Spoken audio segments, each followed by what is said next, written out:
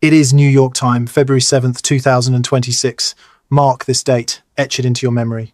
Because when historians look back at this moment years from now, they will not remember it as the day the stock market reached a new zenith. They will remember it as the day the slaughter began. If you turn on your television right now and tune into the financial news networks, you are seeing a very specific, curated reality. You are seeing confetti raining down on the floor of the New York Stock Exchange. You are seeing traders high-fiving each other. You are seeing chyrons flashing in bright victory green. The Dow Jones Industrial Average has just shattered the 50,000-point barrier. Nvidia is surging another 7%, defying the laws of gravity. In the mainstream narrative, this is the golden age. This is the soft landing they promised you. This is the party that never ends. But if you dare to look away from the flashing lights, if you turn your gaze to the dark alleyways of the financial system, if you look at the crypto markets right now, you do not see a party, you see a crime scene. While Wall Street popped champagne bottles, $2.1 billion of crypto wealth was executed overnight. I use that word deliberately, executed. This was not a correction. This was not a healthy pullback. This was a violent, synchronized liquidation cascade that sent Bitcoin plummeting 15% in a matter of hours. You are looking at your phone right now, staring at that massive red candle, and you feel it in your gut, that visceral sickness, that confusion. Why is the stock market at an all-time high while your portfolio is bleeding out? Why are these two worlds, which usually move in tandem, suddenly tearing apart? The talking heads on TV will tell you it is just profit-taking. They will tell you it is just volatility. They will tell you to buy the dip and hold the line. But I am here to tell you that is a lie. That is a sedated narrative designed to keep you calm while the building burns around you. What you are witnessing is not a market fluctuation. It is a trap, a liquidity trap that has just snapped shut on the retail investor. To understand why this is happening, we have to stop looking at the charts and start looking at the architect. We need to talk about the man who just walked into the center of the global financial stage. Donald Trump's nominee for the chairman of the Federal Reserve, Kevin Warsh. Go back to January 30th. That was the day Trump officially announced Warsh as his pick. Do you remember the reaction? The algorithms read the headline and they screamed, buy. The retail investors saw a friendly face, a young insider, a man with deep connections to Wall Street, and they thought the money printer was coming back. They thought the pivot had arrived. That was the lure. That was the piece of cheese placed carefully on the trigger of the mousetrap. For the last week, you have been front-running a narrative that does not exist. You bought the rumor of liquidity. You bought the idea that a pro-business president combined with a market-friendly Fed chair meant that number go up forever. You levered up. You went long. You exposed your neck. But 48 hours ago, the narrative shifted. And you didn't know about it because you weren't in the room. A private memo from the transition team was leaked. Not to the public, not to Twitter, but to the bond market vigilantes, to the sovereign wealth funds, to the people who actually run the world. This memo outlined the true mandate of Kevin Warsh, and it has nothing to do with pumping your bags. The memo revealed a shadow mandate, a strategy that insiders are quietly calling the Warsh Doctrine. It is not a plan for easing, it is a plan for control. It outlines the most aggressive quantitative tightening schedule since Paul Volcker. The goal is not to stimulate the economy, the goal is to crush it just enough to kill the structural inflation driven by the AI boom. The goal is to drain the excess liquidity from the system to prepare for the introduction of a new monetary standard later this year. When you were buying the headlines on January 30th, the institutions were already positioning themselves for the reality of February 7th. They knew the liquidity switch was about to be flipped to the off position. That is why you see this crash today. This is not panic selling. This is an orderly exit by the insiders who read the memo 48 hours before you did. They used the Dow 50,000 headlines as exit liquidity. They sold into the strength that you provided. And this is the most terrifying part, this $2.1 billion wipeout, this sea of red in your crypto wallet. It is just the opening ceremony. It is the first tremor of an earthquake that is going to level the playing field. If you are holding Bitcoin right now, if you are holding high beta tech stocks, if you are leveraged in real estate, you are standing on a rug that is currently being pulled out from under you by the United States government.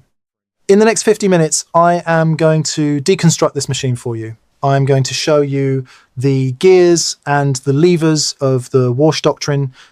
I am going to explain why this divergence between stocks and crypto is not an anomaly, but a feature of the new system. We are going to walk through the mechanics of what I call the Sovereign Confiscation Cycle. This is a recurring historical algorithm. It happens every single time a dying empire faces a threat to its currency. It happened in Rome in the 3rd century, it happened in America in 1933, and it is happening right now in 2026. You might be asking yourself, why now? Why pull the plug when everything seems to be going so well? Why crash the crypto market when Bitcoin was knocking on the door of $100,000? The answer lies in the cold hard math of the debt spiral. Look at gold. While Bitcoin crashes, gold has quietly touched $4,960 an ounce. Gold is the only honest man in the room right now. It is signaling that the internal plumbing of the financial system is broken. The powers that be know they cannot service $36 trillion of debt at these interest rates without destroying the currency.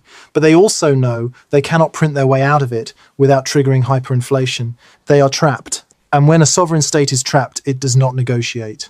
It confiscates. They need to reset the system. They need to move the world from the chaotic freedom of decentralized ledger assets like Bitcoin into the absolute control of a central bank digital currency. But they cannot herd you into that digital prison if you have a viable escape hatch. Bitcoin is the escape hatch, and that is why it is being targeted. Not with a ban. Bans are messy. Bans create martyrs. Instead, they are targeting it with liquidity. They are starving it of oxygen. They are forcing the leveraged speculators to vomit up their coins at rock-bottom prices so that the state and its chosen partners can scoop them up. This is a transfer of wealth on a scale that is difficult to comprehend. It is the transition from the illusion of riches to the reality of serfdom. So take a deep breath, forget the support lines you drew on your chart, forget the RSI and the moving averages. Those tools work in a free market. You are no longer in a free market. You are in a managed liquidation zone. To survive what is coming next, you need to stop thinking like a day trader trying to scalp a few percentage points. You need to start thinking like a historian. You need to understand the brutal logic of empires in decline. We are going to go back in time. We are going to look at the blood on the streets of Rome. We are going to look at the executive orders of the Great Depression. We are going to see how the playbook has been written for centuries. Because while the technology changes, the human behavior does not. The greed, the fear, and the desire for total control remain the same. The trap has been set. The lure has been taken. The door is closing. But there is still a way out. There is still a narrow path for the few who are willing to open their eyes and see the reality of the sovereign confiscation cycle. Are you ready to see how deep the rabbit hole goes? Are you ready to face the truth about Kevin Warsh and the digital dollar? Let us begin. To understand the mechanics of the trap that has just sprung on the global markets, you must fundamentally change your operating system. You must stop looking at the world through the lens of a retail investor obsessed with green and red candles on a screen. You need to start thinking like an emperor. You need to look at the board the way a sovereign looks at his dominion.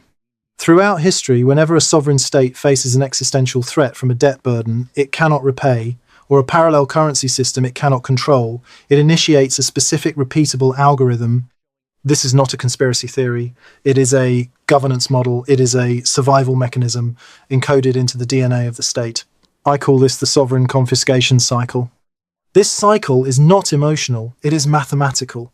It kicks in when the cost of maintaining the empire exceeds the revenue generated by the empire.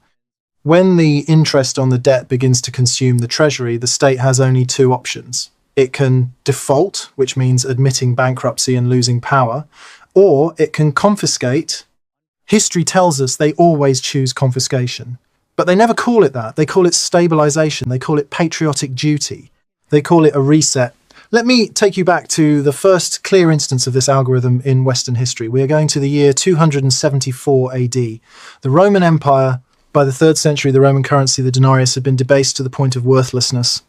For generations, corrupt emperors have been clipping coins and mixing in base metals to pay for endless wars and lavish public projects. The silver content of the denarius, which was once near 100%, had dropped to barely 5%. The people of Rome were not stupid. The merchants, the soldiers, the bakers, they realized that the money issued by the state was a lie. It was a fraud backed by nothing but the threat of violence. So they did what any rational economic actor would do. They started using a parallel currency. They began trading in older pure silver coins. They used gold. They reverted to barter systems that the state could not track and could not tax. They rejected the state's money. This created a crisis of sovereignty. If the emperor could not control the money, he could not control the army. And if he could not control the army, he was a dead man. Enter Emperor Aurelian. He is often remembered as the restorer of the world, but in the context of financial history, he was the butcher of the currency. Aurelian realized that he could not compete with the parallel market. He could not convince the people to trust his debased coins, so he decided to destroy the alternative. He initiated a massive forced recall of the old currency. He declared war on the mint workers and the holders of silver. This was not a policy debate, this was a kinetic war. When the workers at the Roman mint, realizing their wealth was about to be stolen, rose up in the Felicissimus revolt on the Caelian Hill, Aurelian did not negotiate. He sent in the legions. 7,000 people were slaughtered in the streets of Rome. Think about that number. 7,000 people died, not fighting a foreign invader, but fighting their own government for the right to hold honest money. The lesson from Rome is written in blood. The state looks at a parallel currency system not as innovation, but as treason. When the friction between the state's need for liquidity and the people's desire for value becomes too great, the state will kill to protect its monopoly. That was the first time. It was brutal, it was physical, it was undeniable. Now let us fast forward 1600 years. The technology has changed. The swords have been replaced by fountain pens. The legions have been replaced by executive orders. But the algorithm remains exactly the same. The year is 1933, the Great Depression. The United States of America. The US dollar was collapsing. The banking system was in ruins. People were watching their life savings evaporate in bank runs. And just like the Romans before them, the American people sought safety in a parallel store of value. They stopped trusting the paper dollars and they started hoarding physical gold. Gold was the exit ramp. It was the only asset that did not have a counterparty risk. It was the only thing the government could not print more of. But to the state, this was unacceptable. Every ounce of gold sitting in a private safe was capital that was not circulating in the system. It was liquidity that the government could not tax and could not inflate. So the Sovereign Confiscation Cycle was activated again. On April 5th, 1933, President Franklin D. Roosevelt signed Executive Order 6102. With a stroke of a pen, he criminalized the possession of monetary gold by any individual partnership, association, or corporation in the United States. It did not matter that gold was private property. It did not matter that the Constitution was supposed to protect citizens from unreasonable seizure. It did not matter that holding gold was a fundamental right that had existed for centuries.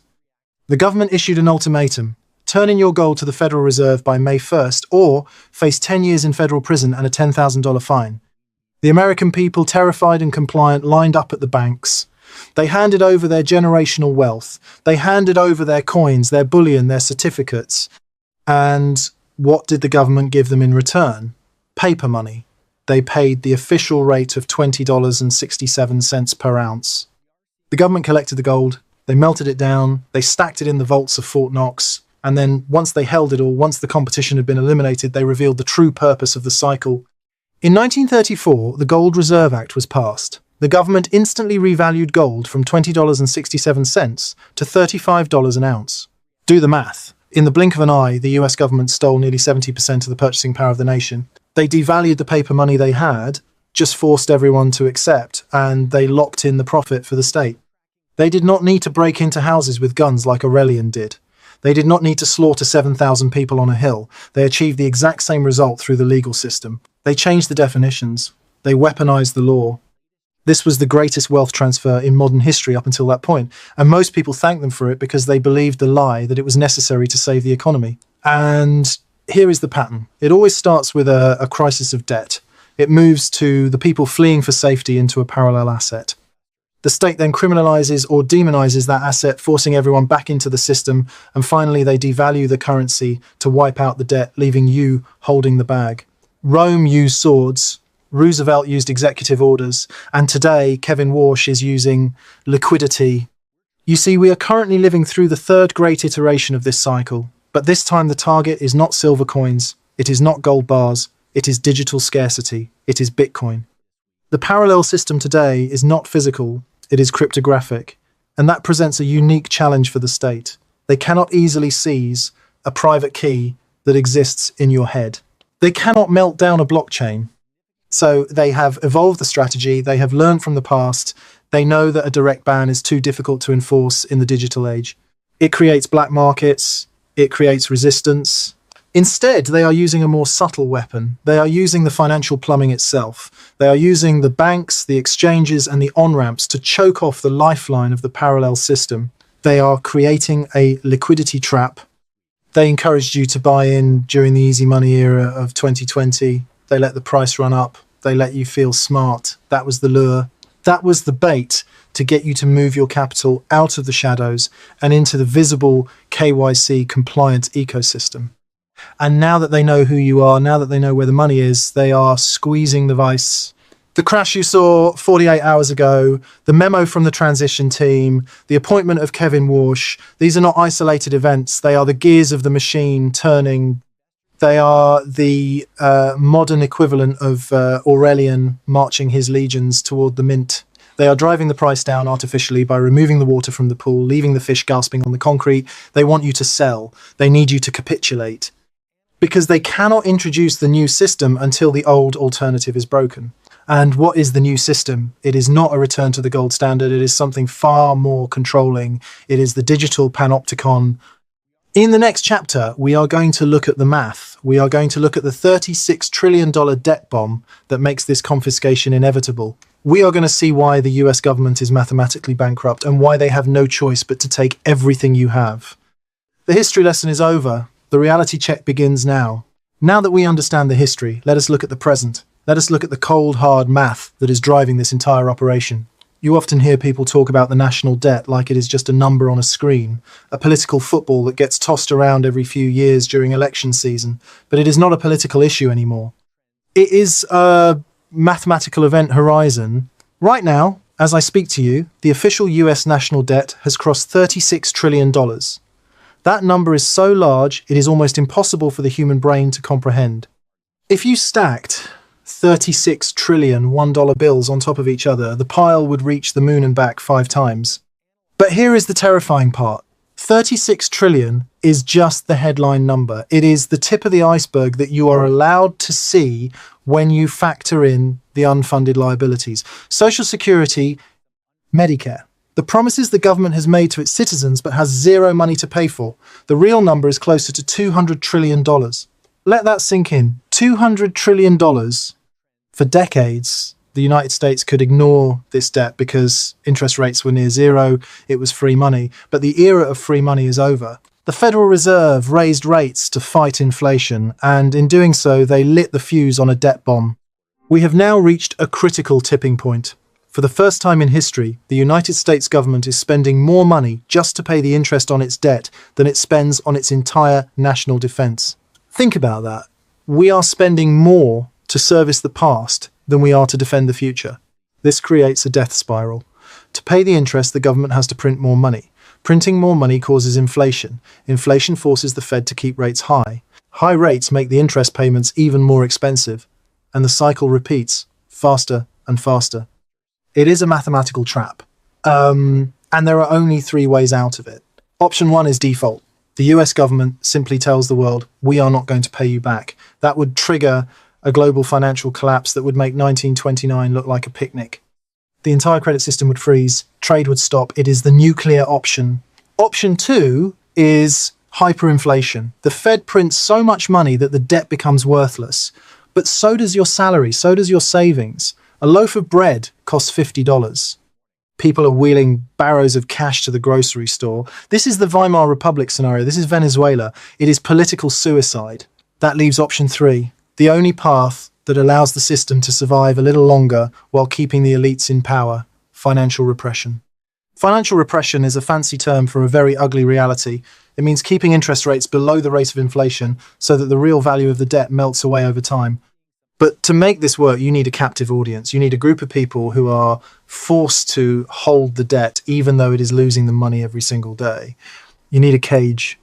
This is where Kevin Warsh comes in. This is why he was nominated. He understands that the bond market is on the verge of revolt. The foreign buyers, the central banks of China and Japan, they are stepping away. They are not buying US treasuries like they used to. So who is going to buy the debt? Who is going to finance the deficit? You are, but you are not going to do it voluntarily. No rational person would buy an asset that is guaranteed to lose purchasing power. So they have to force you.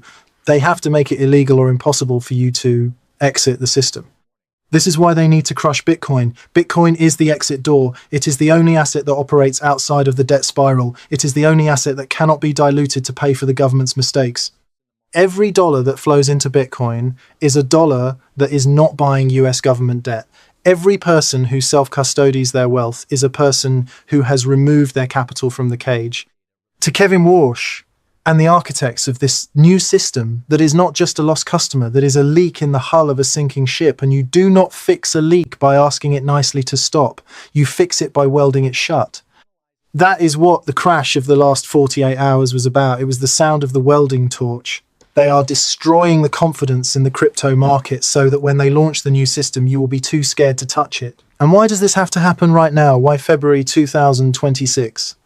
Because we are running out of time. The interest payments are compounding. The math is becoming exponential. We are approaching a point of no return where the debt consumes 100% of all tax revenue. When that happens, the game is over. The currency collapses. So they need a bridge. They need a new system that gives them total control over the money supply and total control over your behavior. They need a system where they can program the money to do exactly what they want. This brings us to the final piece of the puzzle, the end game, the central bank digital currency. In the next chapter, we are going to open the hood on Project Hamilton. We are going to look at the code that has been written to replace the dollar in your pocket. And I warn you, what you are about to see is not a conspiracy theory. It is published in black and white on the Federal Reserve's own website. It is a system of total surveillance, total control, and programmable exploration. They are not just trying to take your Bitcoin. They are trying to end the concept of private property itself. Welcome to the endgame. We have talked about the trap. We have talked about the history of confiscation. We have talked about the mathematical inevitability of the debt collapse. Now we need to talk about the solution that they have built to replace the dying dollar. It is called the Central Bank Digital Currency, the CBDC. You have heard the acronym.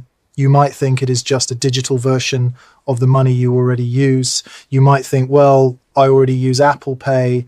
I already use credit cards. What is the difference? The difference is everything. The money you use today is a liability of a commercial bank. It offers a degree of privacy. It offers a degree of freedom. If you want to take cash out of the ATM and buy something without anyone knowing, you can still do that. But a CBDC is different. It is a direct liability of the Federal Reserve. It is programmable money. And that word programmable changes the relationship between the citizen and the state forever. Let me introduce you to Project Hamilton. This is not a theory. This is a research project conducted by the Federal Reserve Bank of Boston in collaboration with the Digital Currency Initiative at MIT. They published their findings. They released the code. It is open source. You can go to GitHub right now and read it. I have read it. And what I found buried in the technical footnotes is the blueprint for a digital prison. Project Hamilton describes a system capable of processing 1.7 million transactions per second. That is faster than Visa. That is faster than MasterCard. It is built for scale. It is built to handle every single economic interaction of every single person in the United States. But speed is not the point. Control is the point. The architects of this system have built in the capability for something called programmable conditionality. This means the money itself contains code that dictates how, when, and where it can be spent. Imagine a world where the Federal Reserve decides that the economy is slowing down, they need to stimulate spending. In the old system, they would lower interest rates and hope you take out a loan. It was a blunt instrument. In the new system, they can simply push a button and declare that the digital dollars in your wallet have an expiration date. Imagine looking at your phone and seeing a countdown timer next to your balance. You have 30 days to spend this money or it vanishes. It dissolves. You cannot save it for your children. You cannot invest it in a business. You must spend it now. This is the ultimate Keynesian fantasy. It is the end of savings. It is the end of capital accumulation for the working class. It forces you to run on a hamster wheel of consumption just to keep what you have earned. But it gets worse. Project Hamilton also allows for granular restrictions on what you can buy. We are already seeing the pilot programs for carbon tracking apps. Connect the dots. In a CBDC world, your money could be programmed to reject transactions that violate your personal carbon allowance. You try to buy a plane ticket to see your family, denied. You have exceeded your limit for the month. You try to buy meat at the grocery store, denied. Your carbon score is too low. This is not money. This is a voucher system. It is a permission slip from the government that can be revoked at any time. And because it is a centralized ledger, the surveillance is absolute. There is no privacy, there is no anonymity. Every transaction is visible to the central authority in real time. They will know what you read, they will know what you eat, they will know where you go. It is a panopticon, a prison where the guards can see everyone, but the prisoners can see no one. Now you understand why they have to destroy Bitcoin. You cannot force people into a system like this if they have a choice. If I can choose between a money that expires and a money that is immutable, I will choose the immutable money every time. If I can choose between a money that spies on me and a money that is private, I will choose privacy. Bitcoin is the anti-CBDC. It is the only asset that cannot be programmed against your will. So they have to make the exit door look unappealing, they have to make it look dangerous, they have to crash the price, they have to launch regulatory attacks.